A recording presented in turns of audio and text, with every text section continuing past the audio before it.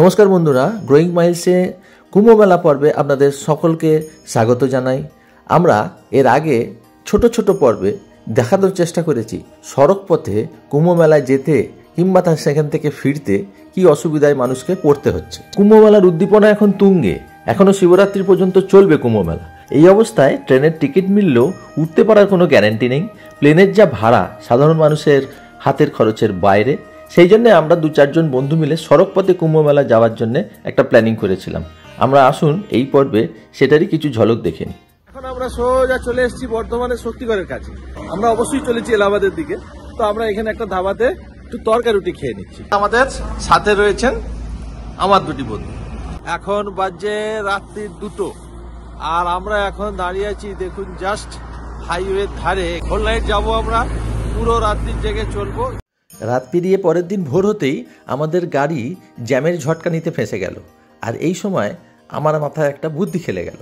অন্যদের মতো না দাঁড়িয়ে আমি গুগল ম্যাপ খুঁজে পাড়ার ভেতর দিয়ে একটা রাস্তা দিয়ে অন্য পথে এগোতে চেষ্টা করলাম, আর তাতে আমরা সুফলও পেলাম। যাওয়ার পথে এই জ্যামের চিত্র এর আগেই ছোট পর্বে আপনাদের দেখানোর চেষ্টা করেছি। এবারে কিন্তু গুগল বাবা আমাদের অতটাও হতাশ করেনি, যদিও চলার পথে আমাদের কখনো গোয়াল ঘর, কখনো ইট ভাটা, কারোর বাড়ির উঠোনের মধ্যে দিয়ে যেতে হয়েছে, কিন্তু আমরা জ্যাম ছাড়িয়ে অন্য পথে এগোতে পেরেছি। আপনারা যদি এইবারের মহাকুম্ভের খবর রেখে থাকেন, মৌনী অমাবস্যার দিনে কি কন্ডিশনটা হয়েছে আপনারা নিশ্চয়ই জানবেন। আর সেই কারণে আমাদের গাড়ি প্রত্যেকটা জায়গায় 2 ঘন্টা 3 ঘন্টা করে দাঁড় করিয়ে করিয়ে রেখেছে। জ্যামে আটকে গেছি আমরা। সঙ্গে সঙ্গে আমি চেষ্টা করেছি পাড়ার ভেতর দিয়ে বা বাইপাস দিয়ে ছোট রাস্তা দিয়ে আসতে। আপাতত এখন ঘড়ির কাটাতে পারছে 3:30। আমি এখন দাঁড়িয়ে আছি মোগলসরাই আর বেনারসের হাইওয়ের ধারে, অর্থাৎ মোগলসরাই থেকে বেনারসে যে হাইওয়েটা যায় সেইটা ধরেই আমাকে এখন যেতে হবে প্রয়াগরাজে। তবে আমাদের প্রয়াগরাজের যে পূর্ণ সময়টা, সেই সময়কালটা উত্তীর্ণ হয়ে যাবে যেতে যেতে। সেই জন্য আমরা ঠিক করেছি, আমাদের সঙ্গে আরো যারা যারা রয়েছে তারা ঠিক করেছি, সারা রাত গাড়ি চালিয়ে আর শরীরে পোষাচ্ছে না, আমরা এখানে একটা ঘর নিয়ে আজকে থেকে একটু খেয়ে ঘুমিয়ে শরীরে একটুখানি এনার্জি নিয়ে কাল ভোর 4টের সময় যাবো। কিন্তু এই যে নানামণির নানামত, বাইরের রাজ্যের গাড়ি বেনারসে এমনিতেই ঢুকতে দিচ্ছে না। হাই রোডের ধারে যে হোটেলগুলো আছে সেগুলো সব অগ্নিমূল্য। আর আমরা তো অলরেডি এক রাত্রি জেগেই এসেছি। যদি ভোর 4টায় আবার চালু করি, তাহলে যদি আমরা পৌঁছতে না পারি, মাঝপথে যদি কোথাও আটকে যাই, তাই ঠিক হলো সারা রাত্রির আবার আমরা চলবো, অর্থাৎ দ্বিতীয় রাত্রির জেগে আমরা প্রয়াগরাজ পৌঁছবো। তাই একটু বিশ্রাম নিয়ে আবার রাত্রির 10টার সময় আমাদের গাড়ি ছুটলো প্রয়াগরাজের উদ্দেশ্যে। বন্ধুগণ, গভীর রাতে প্রয়াগরাজের পথে কি অবস্থায় গাড়িগুলো রয়েছে, মানুষজন কিভাবে রয়েছে দেখুন। প্রয়াগরাজে যাওয়ার পথে একটা জায়গা হান্ডিয়ার আগে বাইপাসের ধারে ছোট গাড়িগুলোকে একটা জায়গায় ডিটেন করানো হচ্ছে। 1 থেকে 2 ঘন্টা ডিটেন হবে, যাতে করে ওখানে লোকের চাপটা কম হয়। এই হচ্ছে সেই জায়গা। ভিতরে বিশাল মাঠ রয়েছে, প্রচুর গাড়ি ধরছে এখানে। হান্ডিয়া যাওয়ার ঠিক আগে। ভারতবর্ষের এমন কোনো রাজ্য নেই যেখান থেকে গাড়ি আসেনি। প্রয়াগরাজের পথে এটা দ্বিতীয় বিনিদ্র রাত। আর খাবার বলতে সেই যা বর্ধমানের কাছে খেয়েছিলাম। মাঝখানে 2 ক্যারেট জল তুলেছি, সঙ্গে বিস্কুট, কেননা কোনো জায়গায় খাবার আর পাওয়া যাচ্ছে না। যদিও উৎসাহের কোনো খামতি নেই। ভোর 4টের সময় আবার আমাদের গাড়ি ছাড়লো প্রয়াগরাজের উদ্দেশ্যে।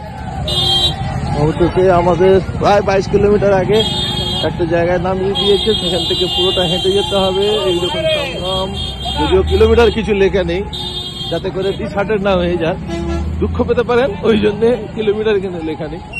কিন্তু এবারে হাঁটতে হবে। সামনে লোক হেঁটে চলেছে, এবার পেছনে দেখুন।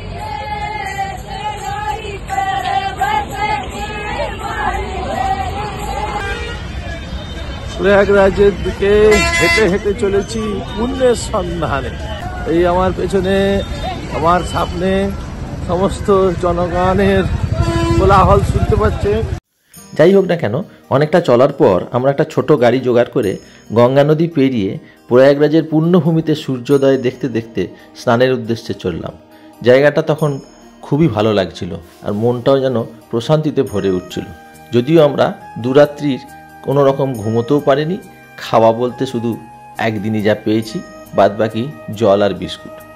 এবারে আমরা গঙ্গার ব্রিজ পেরিয়ে গিয়েছিলাম স্নান করতে। যদিও ইচ্ছা ছিল যমুনার দিকের ব্রিজ পেরোলে হয়তো একটু ভিড় কম পাওয়া যাবে। যাই হোক, প্রশাসনের ইশারায় আমরা গঙ্গার ব্রিজ পেরিয়ে আস্তে আস্তে মেন যে চানের জায়গা সেই দিকে এগোতে থাকলাম। যদিও ভিআইপিদের জন্য স্নানের জায়গা আলাদা নির্দিষ্টই ছিল। নদীর ঘাট থেকে স্নানের জায়গা পর্যন্ত একটা ব্রিজ বানানো হয়েছে। আর যেহেতু আগের দিনেই একটা দুর্ঘটনা ঘটেছে, আমরা তুলনামূলকভাবে ভিড় একটু কমই পেলাম। শ্বেতবর্ণ গঙ্গার সাথে কৃষ্ণবর্ণ যমুনার এখানে মিলন হয়েছে। আমরা এখানে স্নান সারলাম, যদিও জলটা হুগলি ত্রিবেণীর থেকে যথেষ্ট ময়লা। জানেন তো, হুগলি ত্রিবেণীতে এবারের মাঘী পূর্ণিমায় একটা মহাকুম্ভ স্নানের পর্ব হচ্ছে, সেখানেও নিয়ে যাবো আপনাদের। অনেক কষ্ট করে আজকে অনেক ভোরবেলায় আমরা এখানে এসে পৌঁছে গেছি। প্রয়াগরাজের একটা দিক আছে যেটা হচ্ছে যমুনা পার করে যায়, আর একটা হচ্ছে গঙ্গা পার করে যায়। আমরা এই গঙ্গা পার করে এখানে এসেছি। অনেক সকালবেলা এসেছিলাম বলে ভাগ্যি ভালো, তবু একটু স্নান আদি হয়েছে। কিন্তু এখানকার যে অবস্থা, সকালবেলায় আমরা যে ব্রেকফাস্টটা করি সেই ব্রেকফাস্ট এখানে পাওয়া যাচ্ছে না। দুপুর 11টা থেকে এখানে বলেছিল আমাকে যে দুপুর 11টা থেকে আমরা রান্না শুরু করব, 12টার সময় খাবার পাবেন। এখন অলরেডি বেজে গেছে 12টা, কিন্তু ওনারা এখন বলছেন যে আর খাবার দেওয়ার মতন আমাদের কাছে মাল নেই, রসদ নেই। তার কারণ এই অঞ্চলে পুরো বেনারস থেকে শুরু করে পুরো এলাকাটা, গোটা এলাকাটা 24 তারিখ থেকে পুরো ট্রাক সব বন্ধ করে দিয়েছে, যার ফলে প্রতিদিনের প্রয়োজনীয় যে মালপত্র সেটা এই অঞ্চলে এসে পৌঁছচ্ছে না। মানুষ প্রচুর আসছে, তাদের খাবার কোনো জায়গা নেই। প্রত্যেকটা সাধারণ মানুষ এখানে মাথা চাপড়াচ্ছে, কেননা এখানে এত দূর থেকে নামিয়ে দিচ্ছে। এখানে দুটো মোটরসাইকেলওয়ালার কাছ থেকে সাহায্য নিয়ে তাদেরকে যদিও পয়সা দিতে হয়েছে, পার হেড 400 টাকা। 12 কিলোমিটার আগিয়ে দিল আমাদের, বাদ বাকি 3 কিলোমিটার আমরা হেঁটে স্নান করে নিলাম। এইরকম প্রচুর মানুষকে ঠকানো হচ্ছে, কিন্তু যারা ভিআইপি তারা এই কুম্ভমেলার পুরো মজা নিচ্ছে। সেই জন্য প্রত্যেকটা সাধারণ মানুষকে বলবো, সাধারণ সময়ে মহাকুম্ভে আসুন, কোনো রকম বিশেষ দিনে আসবেন না। আমার মনে হয় না এই যে মৌনী অমাবস্যা গেল, এরপর থেকে প্রত্যেক দিনই আমাদের মানুষ এখানে কোনো রকম ফেসিলিটি পাবে। কেননা যবে থাকতে এখানে মানুষ পদপিষ্ট হয়েছে, মানুষ মারা গেছে, তারপর থেকে প্রশাসনের নিয়ম হয়ে গেছে এখানে কোনো ট্রাক ঢুকবে না। সারাদিনে একবার বিকেল 5টার পরে হয়তো ঢুকবে। সবার কাছে নিবেদন আমার, মহাকুম্ভে আসুন বা প্রয়াগে আসুন। আমার মনে হয় মহাকুম্ভ ছাড়াও প্রয়াগে আসলে একই পুণ্যের ফল পাওয়া যায়।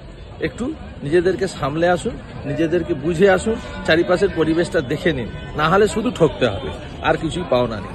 মহাকুম্ভের গঙ্গা পেরিয়ে যে রাস্তাটা, সেই রাস্তাটার একটা এই দিক দিয়ে মানুষ আসছেন, প্রচুর গাড়ি আসছে, প্রচুর গাড়ি বেরোচ্ছে, প্রচুর মানুষ হেঁটে হেঁটে আসছে। একটা দুর্ঘটনা হয়ে যাওয়ার পরও মানুষের মধ্যে উৎসাহ কিন্তু কোনো রকম কমে নেই, কিন্তু সেই তুলনায় মানুষ এখানে কোনো রকমই সুবিধা পাচ্ছে না। আর এখন অলরেডি 12টা বেজে গেছে। আমরা এখানে স্নান করেছি ঠিকই, কোনো রকমের খাবার এখনো পাইনি, আর খাবার এখানে পাওয়ার আশাও রাখি না।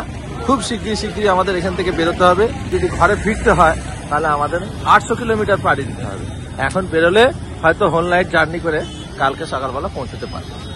কিছু সময়ের জন্যে মহাকুম্ভে আমার সঙ্গী বন্ধুরা ছাড়া হয়ে গেছিল, কিন্তু সেটা পুরোনো দিনের সিনেমার মতন 12 বছরের জন্য নয়। 1-2 ঘন্টার মধ্যেই আবার আমরা একসাথে মিলিত হলাম এবং ঠিক দুপুর 2টোর সময় কলকাতার উদ্দেশ্যে রওনা দিলাম তৃতীয় বিনিদ্র রাত্রি বিতানোর জন্য। এক বিশাল পর্ব, 144 বছর পরে আবার হয়তো এই পর্বটা আসবে। তখন এখানকার অবস্থা কি থাকবে, ভৌগোলিক বলুন বা রাজনৈতিক বলুন কিরম থাকবে, সেটা তো আমরা কেউ জানি না। সেই জন্য এবারের এই অবসর কেউ হাত থেকে খোয়াতে চাইছে না। দুঃখের বিষয়, এখানে প্রচুর মানুষের উৎসাহ আছে, কিন্তু এখানকার যে প্রশাসন তার উৎসাহের আমি কমই দেখতে পাচ্ছি। এখানে শুধুমাত্র পুলিশেরা ঘুরে বেড়াচ্ছে, দেখছে ঘটনাটা কি ঘটছে, কিন্তু কারোর কোনো রকম কন্ট্রোল নেই। খাবার পাওয়া যাচ্ছে না, যে যেরকম পাচ্ছে ভাড়া চাইছে। সুতরাং যারা আপনারা আসবেন তারা একটু সাবধানে আসবেন।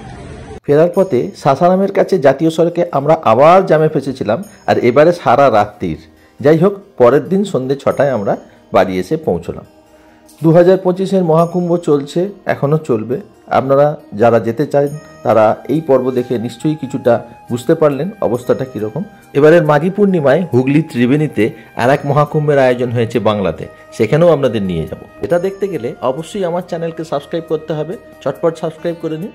আর এবারের এই ছোট্ট মহাকুম্ভের পর্ব আপনাদের ভালো লাগলে অবশ্যই লাইক করুন, আর আরও মানুষ যাতে জানতে পারে মহাকুম্ভের কি পরিস্থিতি, তার জন্য অনেক শেয়ার করুন। সকলকে জানাই আন্তরিক অভিনন্দন, ধন্যবাদ।